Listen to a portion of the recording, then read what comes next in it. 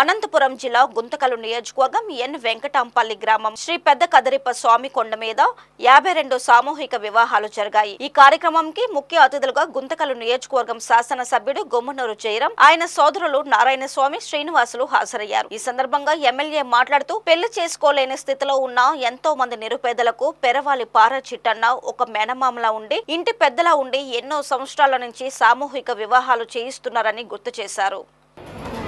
ఎన్నో కోట్లకి అధిపతులై ఉండొచ్చు కానీ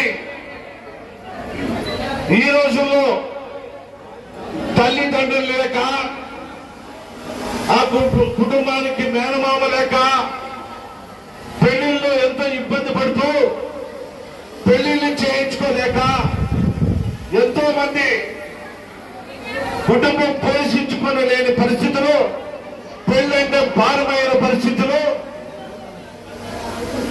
మన పెరువులి గ్రామాలకు చెందిన పారారామన్న గారి కుటుంబంలో ఉన్న చిట్టన్న గారు అందరి సహకారం జరుగుతుంది చెప్తున్నాడు ఇది ఒప్పుకోవడానికి। చిట్టన్న గారు పెద్ద దాదాపుగా 19 సంవత్సరాల నుంచి ఈ ఉచిత పెళ్లిళ్ళు చేయించడం అద్భుతమని చెప్పచ్చు। మేనమామ లేని లోటు ఈ చిన్న మామ మేనమామ తీర్చాడని చెప్పి ఈ సందర్భంగా మీ అందరికీ మనవి చేసుకుంటున్నా।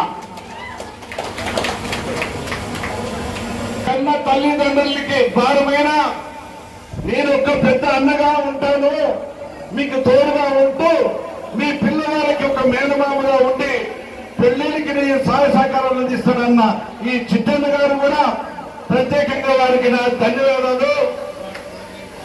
అదేవిధంగా ఎంతో పేరుగాంచిన పొట్టుపాటి జ్యోతిరెడ్డి అన్న గారి కుటుంబం కూడా ఈ సేవా కార్యక్రమంలో కూడా వారి కుటుంబాన్ని కూడా నా హృదయపూర్వక ధన్యవాదాలు తెలుపుకుంటున్నాను। ఎంతో మంది ఉండొచ్చు కానీ ఆ హృదయం కొంతమందికి ఉంటుంది।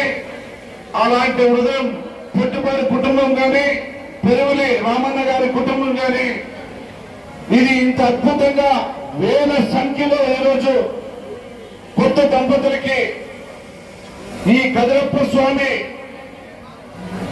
కొండ మీద